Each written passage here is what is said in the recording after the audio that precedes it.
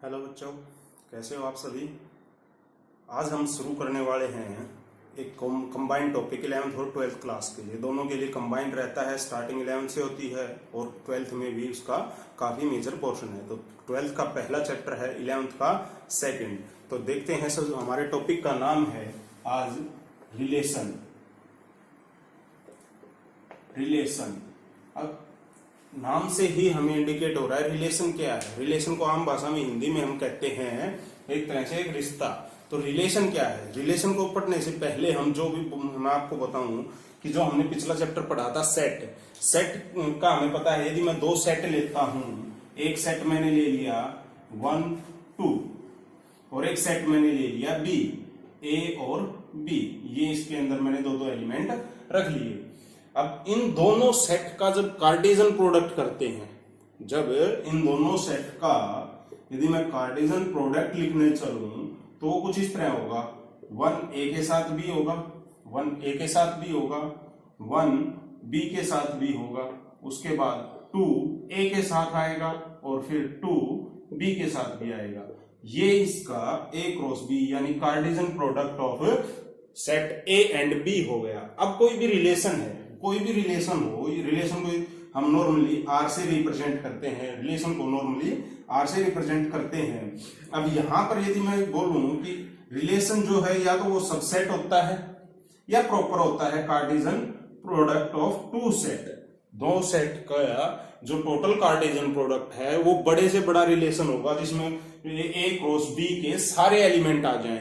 नहीं तो वो क्या होता है, उनमें से कुछ एक एलिमेंट उठा लेता है, यानी इसका सबसेट, कार्टेशियन प्रोडक्ट का सबसेट, उसी को हम रिलेशन कहते हैं। रिलेशन किन्हीं भी दो सेट के कार्टेशियन प्रोडक्ट से उठाया जाएगा।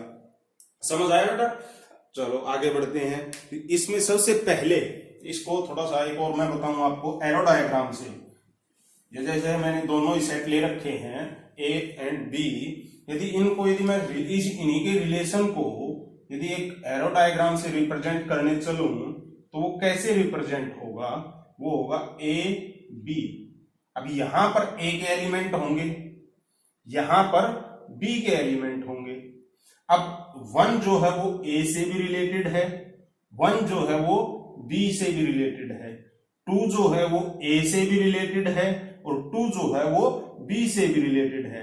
जिसको हम एरो डायग्राम यानी डायग्राम रिप्रेजेंटेशन ऑफ रिलेशन बोलेंगे। ये रिलेशन हमने शो कर दिया, लेकिन ये पूरा हमने कार्टेशियन प्रोडक्ट बोल दिया। अब मैं बोल देता कि एक रिलेशन है आर, वो कुछ ऐसा है कि 1 ए से रिलेटेड है और 2 बी से रिलेटेड है। बस यदि मैं इसको बोल देता, आप देखो ये दोनों एलिमेंट अभी हमने कार्टेशियन प्रोडक्ट लिखा था, उसके भी दोनों है, तो यानी कि ये जो है उस ए और बी के कार्टेशियन प्रोडक्ट का सबसेट हो गया। अब यदि ये सबसेट है, अब इसी को यदि मेरे को एरो डायग्राम से रिप्रेजेंट करना हो तो मैं क्या करूंगा, सिर्फ इन दो जो ये क्रॉस हो रही थी एरो, इनको हटा दूं तो ये सिंपलेस्ट एरो डायग्राम बन गया हमारा। ये हमारा सिंपलेस्ट एरो डायग्राम बन गया। मतलब ए जो है 1 जो है वो ए से रिलेटेड है, 2 जो है वो बी से रिलेटेड है। इस तरह हम किसी भी रिलेशन को बाय एरो डायग्राम हम शो करते हैं। ठीक है, अब आगे चलते हैं। एक और एग्जांपल लूं मैं, जैसे कि यदि हमने एक सेट ले लिया ए, मैं सेट लेता हूं डी, मैंने सेट डी में ले दिया राजा दशरथ और एक सेट ले दिया ई, इसमें मैंने क्या ले दिया, राम लक्ष्मण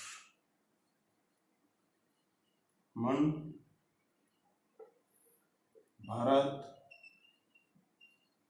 और शत्रुघ्न, शॉर्ट में लिख रहा हूं ऐसे से। ठीक है, मतलब ये हमने राजा दशरथ लिए और उनके चारों पुत्रों के नाम हमने दूसरे सेट में ले लिए। अब देखो यहां से जो रिलेशन है ना वो अच्छे समझ आएगा। अब मैं एक रिलेशन डिफाइन कर देता हूं कि मैंने एक रिलेशन डिफाइन कर दिया डी से ई पर। मैंने एक रिलेशन डिफाइन कर दिया डी से ई पर, एक रिलेशन बोल रहा हूं भाई। कैसा रिलेशन है कि भाई डी जो है वो डी सेट जो है, every element of D set is the father of E. तो अब यहां पर जब मैं इसको रिप्रेजेंट करने जाऊंगा एरो डायग्राम से, तो वहां क्या लिखूंगा, यहां मैं इन दोनों सेट के नाम लिखूंगा, ये डी सेट है, ये मेरा ई सेट है। यहां पर मैं लिख दूंगा राजा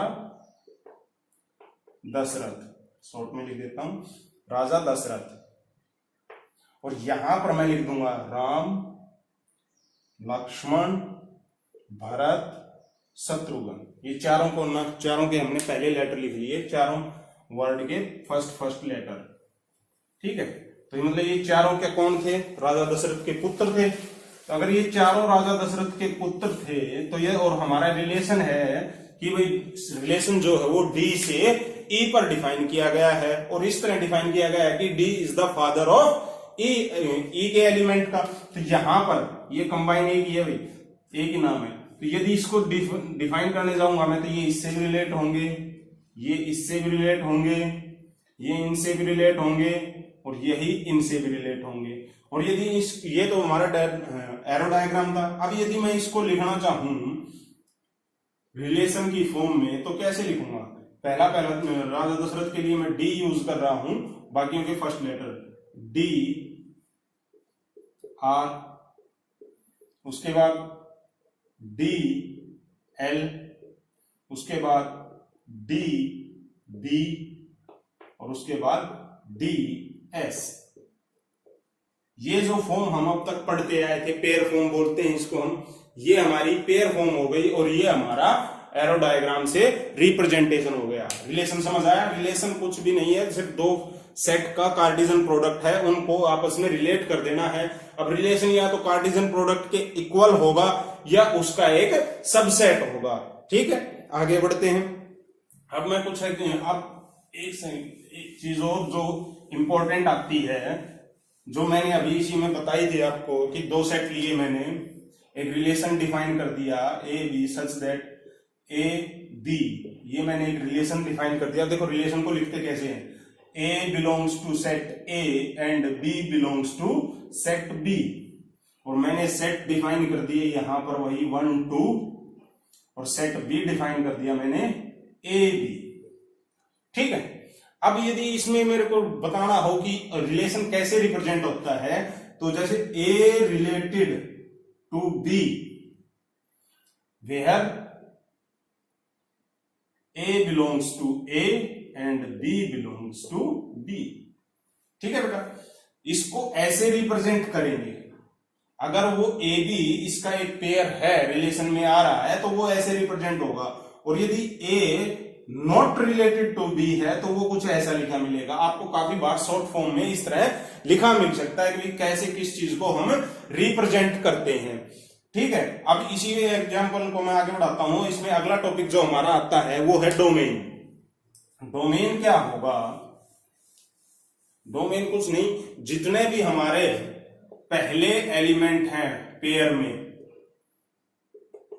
डोमेन। अब मैं बोल देता हूं, एक सेट का एग्जांपल लेता हूं मैं, 1A 2B 3C 4D, ये मैंने 4 पेयर का एक रिलेशन उठा लिया। कोई भी सेट है हमारे पास भाई, पहला सेट A है 1 2 3 4, इसको थोड़ा बड़ा लिखता हूं मैं 5 6।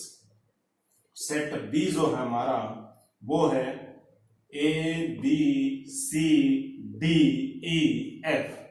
अब हमें यहां से दिख रहा है जो रिलेशन है वो पूरा पूरा कार्टेशियन प्रोडक्ट तो नहीं है, वो पूरा पूरा कार्टेशियन प्रोडक्ट तो नहीं है। अब इसमें जो रिलेशन में यदि हमें अब डोमेन बतानी पड़े, तो डोमेन क्या होती है, जो ये फर्स्ट एलिमेंट है ना हमारे, फर्स्ट एलिमेंट पेयर के जितने भी फर्स्ट एलिमेंट हैं, यदि मेरे को लिखने पड़े डोम ऑफ आर, तो वो कैसे लिखी जाएगी, वो 1 2 3 एंड 4, ये 4 एलिमेंट जो रिलेशन में पेयर आए हैं, उनके पहले पहले एलिमेंट हमारे डोमेन ऑफ द रिलेशन कहलाएंगे, ठीक है। अब आती है कोडोमेन। कोडोमेन कोडोमेन क्या होगी, कोडोमेन ऑफ आर, वो क्या होगी, वो होगी हमारा सेट बी। सेट बी जो है हमारा पूरे का पूरा कोडोमेन होगा, पूरा सेट बी जो है, यानी कि जैसे यहां पे बोला जा रहा था ना set A related to set B, तो कोडोमेन जो है वो पूरा सेट बी होगा, लेकिन डोमेन जो है वो पूरा सेट ए नहीं होगा। जो रिलेशन में जो पहले एलिमेंट आए हैं 1 2 3 4 वो सिर्फ हमारे डोमेन होंगे। अब बात आती है रेंज की। रेंज क्या होगा, रेंज ऑफ आर। अब रेंज क्या होगी, वो होगी कि जो सेकंड एलिमेंट रिलेशन में आए हैं ना, सिर्फ वो सेकंड एलिमेंट, यानी कि मेरे ए बी सी डी। बेटा तब ध्यान से देख लेना, कोडोमेन और रेंज में काफी कंफ्यूजन हो जाता है। कोडोमेन तो क्या होगी कि भाई जो जिस सेट पर, दूसरे सेट पर जिस पर डिफाइन किया गया है वो पूरा सेट जो है हमारा कोडोमेन होगा, लेकिन रेंज जो है वो क्या होगी, जो सेकंड एलिमेंट रिलेशन पेयर में, रिलेशन के पेयर्स में जो सेकंड एलिमेंट होता है हर पेयर का, वो हमारा रेंज कहलाएगा। ठीक है, अब आती है अगला हमारा टॉपिक है इसी में inverse of the relation. Suppose मैं एक रिलेशन लेता हूं, होता क्या है इनवर्स, इनवर्स से हमें नाम से ही इंडिकेट हो रहा है उसका अपोजिट, उल्टा। यदि मेरा एक रिलेशन है 1a 2b 3c, ये एक मैंने रिलेशन लिख दिया, कोई भी दो सेट थे ए और सेट ए और बी पर। अब इसका इनवर्स लिखना है, इनवर्स लिखना है तो वो क्या हो जाएगा, सिंपल सी बात है, जो फर्स्ट एक एक ऑर्डर पेयर पे जाएंगे हम। एक ऑर्डर पेयर, एक पेयर ये है, एक ये है, एक ये है, चाहे जितने मर्जी हो, हमने 3 पेयर लिए, तो इनको ऑर्डर पेयर के जो एलिमेंट है उनकी पोजीशन चेंज कर देंगे। मतलब A1 हो जाएगा, ये 1A था, यहां पर A1 हो जाएगा, यहां पर क्या हो जाएगा B2 हो जाएगा, यहां पर क्या हो जाएगा C3 हो जाएगा। ठीक है, अब यहां से यदि मेरे को देखो, जैसे डोमेन ऑफ आर जो थी मेरी, वो क्या हो जाएगी, range of R inverse, domain of R, domain of relation is equal to range of inverse of the relation, और जो कि क्या है 1 2 3। अब देखो यदि मैं डोमेन देखने जाऊं आर की तो क्या है 1 2 3, 1 2 3 है। अब रेंज देखने जाऊं मैं आर इनवर्स की, आर इनवर्स की रेंज देखने जाऊंगा तो 1 2 3। तो मतलब क्या हो रहा है, जो इसकी डोमेन थी वो इसकी रेंज हो जाएगी। उसी तरह इसकी रेंज, रेंज ऑफ आर यानी रिलेशन की जो रेंज थी, अब वो क्या हो जाएगी, domain of R inverse, domain का जो है वो आर इनवर्स की वो डोमेन हो जाएगी। तो क्या थी वो ए बी सी। अब ध्यान से देखो, यदि मैं रेंज देखता हूं आर की range A B C, A B C. अब मैं डोमेन देखता हूं आर इनवर्स की, domain of R inverse A B C. तो सिंपल सा एक लॉजिक समझ लो बेटा कि इनवर्स कुछ नहीं है, रिलेशन को उठा के सिर्फ उसका उल्टा कर देना है।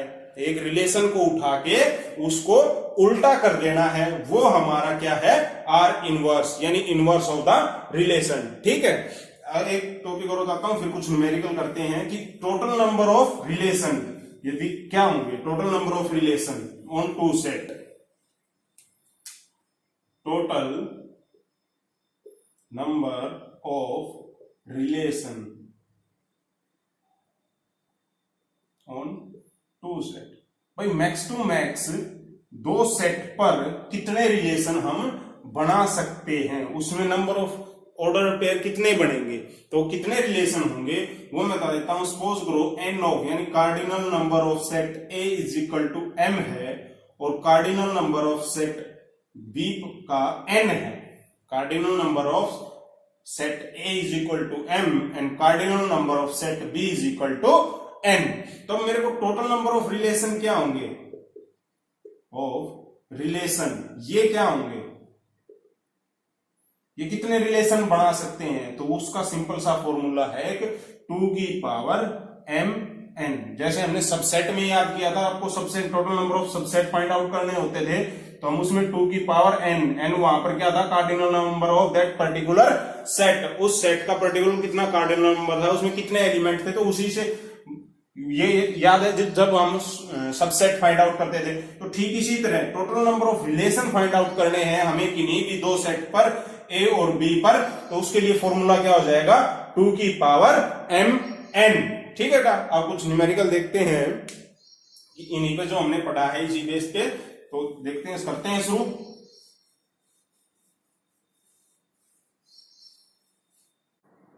अब हमारे पास न्यूमेरिकल है कि रिलेशन ऑन सेट ए, एक सेट ए पर ही डिफाइन कर दिया, मतलब कि उसने पहला और सेकंड, यानी हमें रिलेशन लिखने के लिए दो पेयर की जरूरत होती थी, तो पेयर में जब x और y, यानी कि x भी बिलोंग्स टू a है और y भी बिलोंग्स टू a ही है, उन्होंने बोल दिया ना relation on set A, set ए पर ही है, दोनों एलिमेंट हम सेट ए से ही उठाएंगे। ठीक है, डिफाइन एज, उसने रिलेशन को किस तरह डिफाइन किया है, रिलेशन है कि भाई एक्स वाई का पेयर फॉर्म में आएगा, किस तरह की 3x minus Y is equal to 0, 3x minus Y is equal to 0। अब मेरे को पता है x भी बिलोंग्स टू a है और y भी बिलोंग्स टू a है। ठीक है, तो मैं वन बाय वन पहले मैं इसका रिलेशन लिखता हूं। रिलेशन क्या है, रिलेशन यदि मैं लिखने जाऊं तो वो क्या होगा मेरा, अब देखो x की वैल्यू यदि 1 पुट करता हूं, क्योंकि इसका पहला एलिमेंट 1 है, तो ये हो जाएगा 3। ठीक है, अब 3 में से कितना माइनस करूं, 3, तब 0 आएगा, तब ये रिजल्ट सेटिस्फाई हो पाएगा। मतलब 3 में से 3 माइनस करूंगा तब 0 आएगा और तब जाके ये रिजल्ट सेटिस्फाई हो पाएगा। तो मतलब कि 1, x की वैल्यू 1 ली थी तो y की आई 3। वैसे निकाल सकते हैं, जैसे यहां से इसने बोला है 3x minus Y is equal to 0, तो इसको आप सिंपली ऐसे लिख लो, y को उधर ले जाओ, पॉजिटिव हो जाएगा। अब x की वैल्यू पुट करते चलो, y की वैल्यू अपने आप आ जाएगी। अब मैं यदि x की वैल्यू 2 पुट करता हूं तो y की वैल्यू कितनी आ गई, 6। अब मैं x की वैल्यू 3 पुट करता हूं तो y की वैल्यू कितनी आ गई, 9। अब मैं x की वैल्यू 4 पुट करता हूं, x की वैल्यू 4, तो y की वैल्यू कितनी आ गई, 12। अब x की वैल्यू यदि 5 पुट करूंगा मैं, यदि x की वैल्यू 5 पुट करूं तो y की वैल्यू हो रही है मेरे पास 15, लेकिन ये तो 14 तक ही है, ये तो 14 तक ही है, तो मतलब मैं 15 वैल्यू पुट नहीं कर सकता यहां पर 15 को ये एक्सेप्ट नहीं करेगा रिलेशन। तो हमारा जो रिलेशन बनेगा वो कुछ ऐसा होगा, हमारा जो रिलेशन होगा वो कुछ ऐसा होगा। अब मेरे को लिखनी हो domain, domain of R, domain of R, तो डोमेन ऑफ आर क्या होगी मेरी, 1 2 3 4, और रेंज ऑफ आर क्या हो जाएगी, range of this relation is 3 6 9 12, ये मेरी रेंज हो गई। अब इसी में यदि कोई वो सीधी डोमेन रेंज ना पूछ के उल्टा करके पूछ लेता भाई कि domain of the inverse of the relation क्या होगी, तो हमें पता है इसकी रेंज उसकी डोमेन होगी, यानी डोमेन ऑफ आर इनवर्स, और इसकी रेंज पूछ लेता आर इनवर्स के लिए तो इसकी डोमेन, तो ये किसके इक्वल हो जाएगा, रेंज ऑफ, हाँ, रेंज ऑफ आर इनवर्स, मतलब domain of R is equal to range of R inverse. तो जो जो चीजें अभी तक हमने पढ़ी थी वो सब इस न्यूमेरिकल में हमने की है कि भाई रिलेशन दिया, उसने एक सेट पे ही डिफाइन कर दिया, दूसरा सेट ही नहीं लिया, उसने एक ही सेट पे डिफाइन कर दिया, एक ही सेट पे डिफाइन कर दिया, मतलब कि दोनों एलिमेंट, फर्स्ट एलिमेंट और सेकंड एलिमेंट, किसी भी दोनों पेयर के अंदर दोनों एलिमेंट हम सेट ए से ही लेंगे। अब उसने डिफाइन कर दिया कि भाई किस तरह है कि X Y, 3x minus Y is equal to 0, तो यहां पर मैंने बताया आपको y को उधर ले जाओ, 3x is equal to Y. अब x की वैल्यू पुट करते चलो, y की वैल्यू आती चली जाएगी, 5 को एक्सेप्ट, x की वैल्यू 5 पुट करते y 15 हो जाता, जो कि इसको एक्सेप्टेबल नहीं था क्योंकि वो सेट ए में है ही नहीं। तो इस तरह हमने सेट लिख दिया। अब सेट लिखते ही मेरे को इसकी डोमेन भी पता है, डोमेन क्या, पहला एलिमेंट उठा लेंगे हर ऑर्डर पेयर का, रेंज क्या होगी, सेकंड एलिमेंट उठा लेंगे हर ऑर्डर पेयर का, ठीक है। तो और वो आर इनवर्स के लिए बताना हो तो इसके अपोजिट, इसकी डोमेन उसकी रेंज, इसकी रेंज उसकी डोमेन, ठीक है। नेक्स्ट न्यूमेरिकल हमें क्या दिया है कि रिलेशन ऑन सेट ए, एक सेट ए पर हमें रिलेशन दिया है, रिलेशन एक सेट के एलिमेंट क्या है 1 2 3 4 5, डिफाइन एज, अब उसने डिफाइन कैसे कर दिया, देखो ए की सेट दिया है, दूसरा सेट नहीं दिया, तो मतलब ए और बी दोनों सेट ए से हम लेंगे, मतलब ए एलिमेंट भी सेट ए का होगा, बी एलिमेंट भी सेट ए का होगा। मतलब ये कहना ये चाह रहा है कि A belongs to A and B belongs to A, दोनों ही ए से बिलोंग कर रहे हैं। और उसने बोला क्या है, ए माइनस बी का मोड इज इवन। तो पहले हम रिलेशन लिखेंगे, अब हमें बताना है कि रिलेशन क्या होगा, रिलेशन डिफाइन करते चलेंगे, उसके बाद उसकी डोमेन और रेंज बताएंगे। तो हमारा रिलेशन क्या होगा, आर। अब वन बाय वन देखते चलेंगे हम। यदि वन, ए की वैल्यू 1 रखता हूं हर बार, बी की वैल्यू चेंज करते हुए चलते हैं, तो 1 माइनस 1 नई बात बनेगी, 0 हो जाएगा, इवन नंबर नहीं है। 1 माइनस 3 माइनस 2 मोड की जैसे प्लस हो जाएगा तो +2, तो 1 3 ये बनेगा अपना 1 3 बनेगा। उसके बाद 1 माइनस 4 -3 बचेगा, इवन नहीं आएगा। 1 माइनस 5, हाँ भाई इवन बनेगा, तो क्योंकि वो -4 और मोड उसको पॉजिटिव कर देगा, तो 1 और 4 ये हो गया। अब ए की जगह मैं वैल्यू 2 पुट करता हूं, 2 या बी की वैल्यू हम 500 रख के देखेंगे, बी की 500 रख के देखेंगे, और एक ए की वैल्यू 1 बाय 1 500 एक बार फिक्स करके देखते चलेंगे। अब हम ए की वैल्यू 2 पुट करता हूं मैं, बी की वैल्यू 1, तो 1 बचेगा, इवन नंबर नहीं होगा। 2 माइनस 2 0 हो जाएगा, 2 माइनस 3 -1 हो जाएगा, बाद में मोड की जैसे +1 फिर से रिजेक्ट हो जाएगा, इवन नहीं हुआ। 2 माइनस 4 तो ये हो सकता है, क्योंकि मोड है तो -2 को +2 कर देगा, तो ये 2 और 4, सॉरी हमने ये 1 4 गलत ले लिया, 1 4 नहीं आएगा क्योंकि ये 3 हो जाएगा, 1 5 लिखना था, यहाँ पे मैं गलती से 4 लिख गया। यहां पर 2 4, यहां पर 2 4, 2 माइनस 4 -2 होगा, मोड की जैसे प्लस हो जाएगा। उसके बाद अगला 2 के बाद 2 माइनस 5 -3, बाद में +3 हो जाएगा, इवन नहीं हुआ। अब आ जाते हैं 3 पर, 3 1 होगा क्योंकि 2 डिफरेंस आएगा, पॉजिटिव है। 3 माइनस 2 1 नहीं, 3 माइनस 3 0 नहीं, 3 माइनस 4 नहीं बनेगी बात, 1 रह जाएगा। 3 माइनस 5 -2 यानी +2, तो 3 माइनस 3 और 5 इसका बीच का जो हमारा डिफरेंस जो है वो इवन आएगा। उसके बाद 3 पुट कर लिया, हमने की वैल्यू 4 पुट करते हैं, 4 माइनस 1 3 बचेगा, 4 माइनस 2 2 बचेगा, 2 एक इवन नंबर है, 4 माइनस 2, 4 माइनस 3 1 बचेगा, 4 माइनस 5 -1 बाद में +1 होगा मोड की वजह से, तो वो भी इवन नंबर हो गया, तो वो भी नहीं आएगा। अब ए की वैल्यू 5 पुट करता हूं मैं, 5 माइनस 5 माइनस 1 सॉरी 5 माइनस 1, हाँ भाई ये एक्सेप्ट होगा, 5 माइनस 1 4 आ जाएगा। उसके बाद 5 माइनस 2 नहीं, क्यों, क्योंकि 5 माइनस 2 3 हो जाएगा, 3 इवन नंबर नहीं है।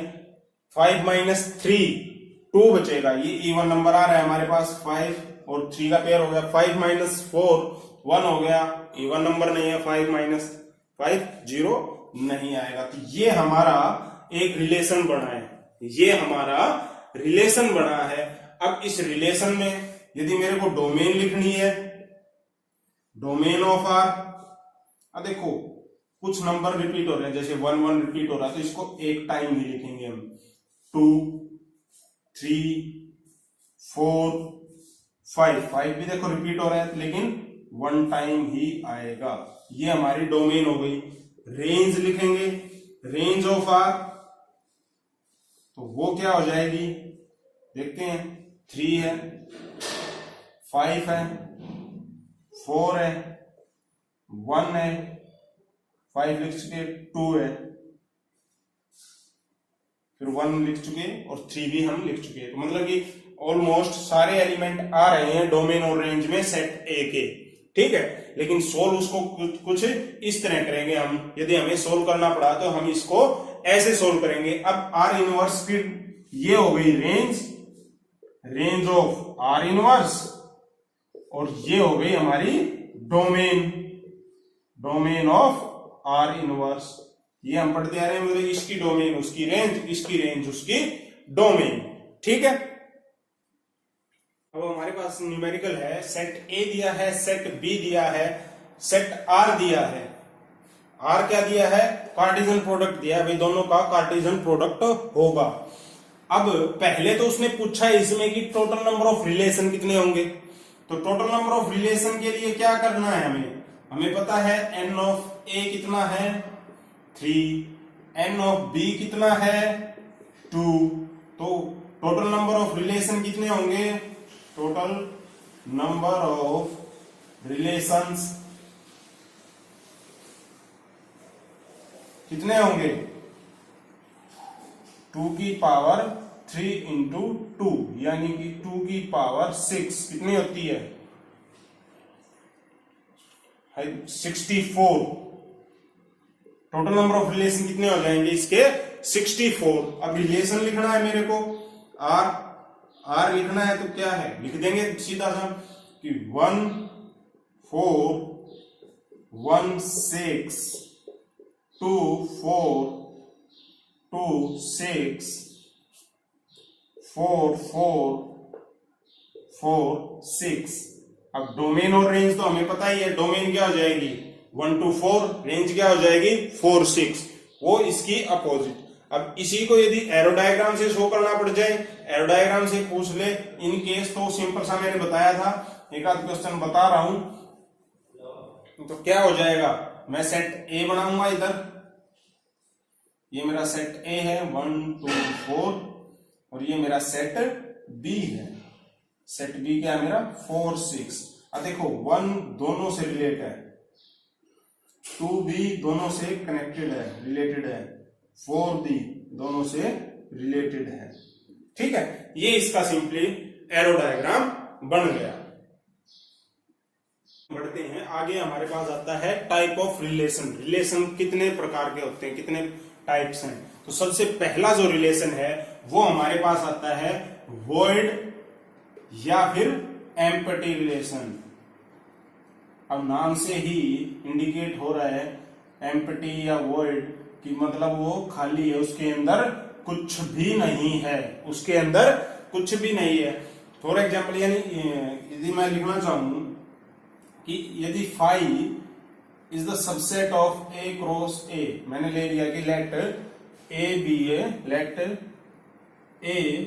बी ए सेट, ठीक है, सच एज या देन, यदि इस तरह की कंडीशन हमारी आ रही है कि भाई ए जो है हमारा कोई एक सेट है, और उसके बाद ऐसी कंडीशन कुछ आ रही है, जैसे यदि मैं एग्जांपल के लिए लिखूं, सेट ए मैंने ले लिया 1 2 3 4 5, और रिलेशन इस पर मैंने डिफाइन किया सच दैट ए बी दोनों बिलोंग करते हैं सेट ए से, a minus B is equal to 12। अब a और b, यानी a भी मेरे को a से ही लेना है और b भी मेरा a सेट से ही हम लेंगे। तो a सेट से और b सेट, a सेट से भी a और b वैल्यू लेता हूं मैं, और किन्हीं भी दो वैल्यू को सब्ट्रैक्ट कर रहा हूं, किन्हीं भी दो वैल्यू को यदि मैं सब्ट्रैक्ट कर रहा हूं तो 12 नहीं आ रहा है। मैक्स टू मैक्स 5 में से यदि मैं 1 को भी सब्ट्रैक्ट कर रहा हूं, ये इसकी सबसे बड़ी वैल्यू है, ये इसकी सबसे छोटी वैल्यू है। जब 5 में से मैं 1 को माइनस कर रहा हूं तो 4 आ रहा है, 12 कहीं नहीं आ रहा। तो ये रिलेशन मेरा कैसा है? वॉइड रिलेशन है, या फिर मैं बोलूं एम्प्टी रिलेशन है। ठीक है, इसी का यदि कुछ और एग्जांपल यदि हम देखना चाहें तो लिखता हूं मैं कि एक सेट लिया मैंने ए, जिसमें मेरे पास एलिमेंट मैं लूं सपोज दैट 2 4 6, और एक सेट बी ले लेते हैं। सेट बी क्या लें, कुछ ऐसा 7 11, दो सेट ले लिए मैंने 2 4 6 7 11। अब मैं रिलेशन डिफाइन कर रहा हूं सच that A belongs to A, B belongs to B, and A minus B is even. A minus B is even. अब इसमें मैं देखने जाऊंगा 2 7 या 2 में से 7 को सब्ट्रैक्ट करेंगे तो इसके ऊपर यदि मैं मोड भी लगा दूं, चलो भाई कि पॉजिटिव वैल्यू आए, तो 2 माइनस 7 5 आएगा, नहीं बड़ी बात, इवन नहीं है।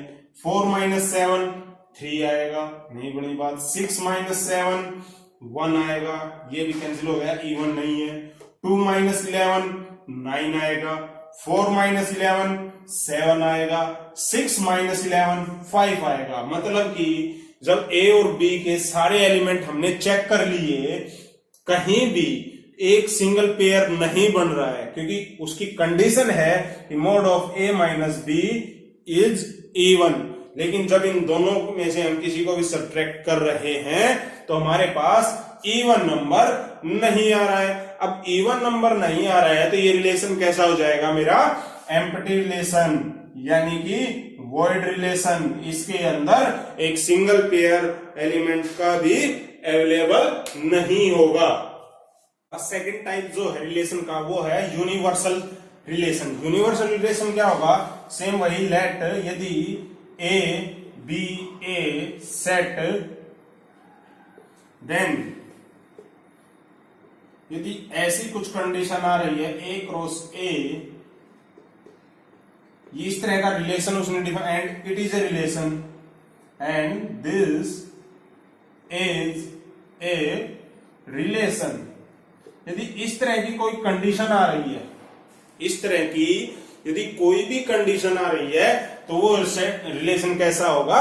यूनिवर्सल रिलेशन होगा। सपोज करो अब यदि मैं एक सेट ले लूं ए 1 2 3 4 5, ठीक है, और रिलेशन मैंने वही डिफाइन कर देता हूं मैं, A B such that A minus B का mod should be greater than equal to 0, should be greater than equal to 0। अब 0 किस कंडीशन में हो सकता है? जब दोनों सेम एलिमेंट उठाए गए, यानी 1 1 2 2 3 3 4 4 5 5। उसके अलावा मोड है तो वो ऑटोमेटिकली पॉजिटिव वैल्यू हो जाएगी। अब कोई भी दो नंबर हम इसमें उठा के देखते हैं, जैसे 1 2 माइनस 1 प्लस 1 हो जाएगा, वो भी 0 से बड़ा है। 1 3 2 वो भी 0 से बड़ा है। 1 4 3, यानी कि कोई भी दो एलिमेंट जब हम इस रिलेशन में डालेंगे तो वो सब एलिमेंट उसमें आ जाएंगे। मतलब हर एक एलिमेंट हर किसी से रिलेट होगा। हर एक एलिमेंट 1 खुद से भी होगा, क्योंकि उसने इक्वल टू भी बोल दिया है, इक्वल टू हो सकता है, तो 1 खुद से भी रिलेट होगा, इन सब से रिलेट होगा। 2 खुद से भी रिलेट होगा, बचे हुए सारे एलिमेंट से रिलेट होगा। 3 खुद से भी रिलेट होगा, बचे हुए चारों एलिमेंट से, यानी कि हर एलिमेंट अपने आप से भी रिलेट होगा और बचे हुए चारों के चारों एलिमेंट से भी रिलेट होगा। तो उस कंडीशन में क्या देखेंगे कि वो तो ए क्रॉस ए, यानी ए की ए से मल्टीप्लाई करते हैं, यानी कार्टेशियन प्रोडक्ट लेते हैं, तभी वो रिलेशन, कार्टेशियन जो प्रोडक्ट है वही ये रिलेशन बनता जा रहा है। तो इस रिलेशन को जो है हम वो बोलेंगे यूनिवर्सल सेट। अब यहां पर कंडीशन थोड़ी सी चेंज भी कर दूं मैं, यदि ऐसा होता let A and B are set, let A and B are two sets such that, यदि ऐसा भी होता तब भी वो एक यूनिवर्सल रिलेशन होता। अब जैसे यदि मैं लिखूं सेट A मैंने लिख दिया 1 2, सेट B मैंने लिख दिया 1 3, और उसने रिलेशन डिफाइन कर दिया क्या भाई कि 1 1 1 3 2 1 और 2 3, उसने ये रिलेशन बोल दिया। पूछा है कि क्या ये रिलेशन यूनिवर्सल रिलेशन है? हाँ, क्योंकि जब मैं इन दोनों का कार्टेशियन प्रोडक्ट लेने जाऊंगा तो यही आएगा 1 1 से ये रहा 1 1, 1 3 से ये रहा 1 3, 2 1 से 2 1 ये रहा 2 3 से ये रहा 2 3 का पेयर। तो मतलब कि या तो दो सेट पे डिफाइन कर रखा हो, या अभी इससे जस्ट पहले बताया था कि एक ही सेट पे डिफाइन कर रखा हो। लेकिन यदि एक सेट पे डिफाइन कर रखा है तो ए क्रॉस ए, यानी ए की ए से ही मल्टीप्लाई करने पर जितने नंबर ऑफ रिलेशन बनेंगे वो सब आ जाए तो वो यूनिवर्सल सेट होगा। यदि दूसरा बोल दे कि भाई दो सेट हैं, दोनों सेट का यदि हम मल्टीप्लाई करें, यानी उनका कार्टेशियन प्रोडक्ट लें, जब वो जो सेट बनता है यदि वो रिलेशन वही आ रहा है यानी कि सभी उसके ए क्रॉस बी के सभी ऑर्डर्ड पेयर उस रिलेशन में आ रहे हैं, तो उस रिलेशन को हम बोलेंगे यूनिवर्सल रिलेशन। अगला जो टाइप है वो है आइडेंटिटी रिलेशन। आइडेंटिटी रिलेशन क्या होता है? सेम उसी तरह है कि let A B a set. अब देखो आइडेंटिटी रिलेशन जो है वो एक ही सेट पर डिफाइन होगा, एंड रिलेशन उसने कुछ ऐसा बोल दिया कि I A belongs A such that A belongs to A। इस तरह का यदि कोई भी रिलेशन है, इस तरह का यदि हमारे पास कोई भी रिलेशन है तो वो हमारा आइडेंटिटी रिलेशन होगा। अब जैसे एग्जांपल लूं मैं कि मैंने एक सेट लिया A, उसमें एलिमेंट है मेरे 1 2 3। अब इसका यदि मेरे को आइडेंटिटी रिलेशन लिखना है, आई ए लिखूंगा मैं, तो क्या होगा कि हर एलिमेंट सिर्फ खुद से रिलेट होगा भाई, हर एलिमेंट सिर्फ खुद से रिलेट होगा, उसके अलावा कोई कंटेंट उसमें नहीं होगा। अब ये जो रिलेशन होगा ये मेरा जो है आइडेंटिटी रिलेशन है। यदि मैं एक रिलेशन लिखूं R1 के नाम से, दो रिलेशन लिखता हूं, एक R1 के नाम से, तो पहला रिलेशन क्या है मेरा 1 1 एंड 2 2, और दूसरा रिलेशन मैंने लिख दिया क्या कि 1 1 2 2 3 3 एंड 1 3। एक रिलेशन मैंने ये लिख दिया। अब देखो दो रिलेशन लिखे हैं मैंने R1 और R2, दोनों में से कौन सा भी इस A सेट पे डिफाइन है, दोनों के दोनों रिलेशन सेट A पर डिफाइन है, तो दोनों में से कौन सा भी रिलेशन आइडेंटिटी नहीं है। क्यों?